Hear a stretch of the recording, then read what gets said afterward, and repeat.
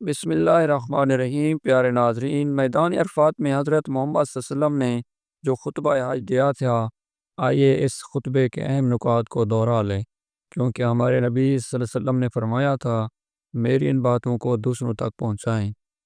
آئے لوگوں سنو، مجھے نہیں لگتا کہ اگلے سال میں تمہارے درمیان موجود ہوں گا۔ میری باتوں کو بہت غور سے سنو اور ان کو ان لوگوں تک پہنچاؤ جو یہاں نہیں پہنچ سکے۔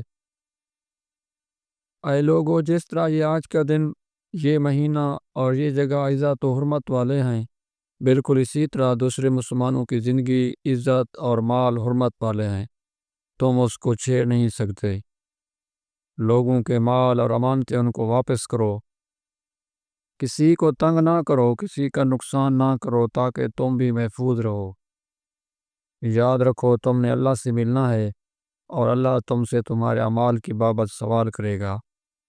اللہ نے سود کو ختم کر دیا ہے، اس لیے آج سے سارا سود ختم کر دو، معاف کر دو۔ تم عورتوں پر حق رکھتے ہو اور وہ تم پر حق رکھتی ہیں۔ جب وہ اپنے حقوق پورے کر رہی ہیں تو تم ان کی ساری ذمہ داریاں پوری کرو۔ عورتوں کے بارے میں نرمی کا رویہ قائم رکھو، کیونکہ وہ تمہاری شراکت دار اور بے لوث خدمت گزار رہتی ہیں۔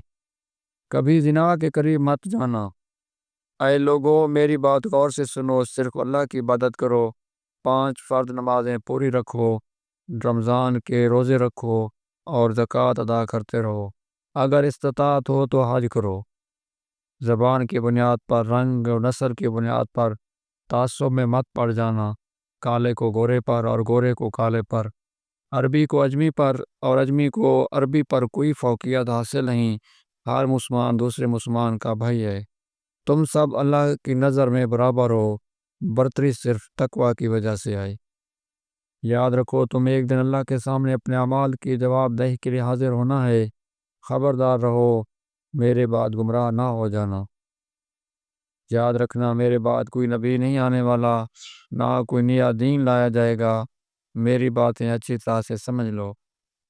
میں تمہارے لیے 2 چیزیں چھوڑ کے جا رہا ہوں، قرآن اور میری سنت۔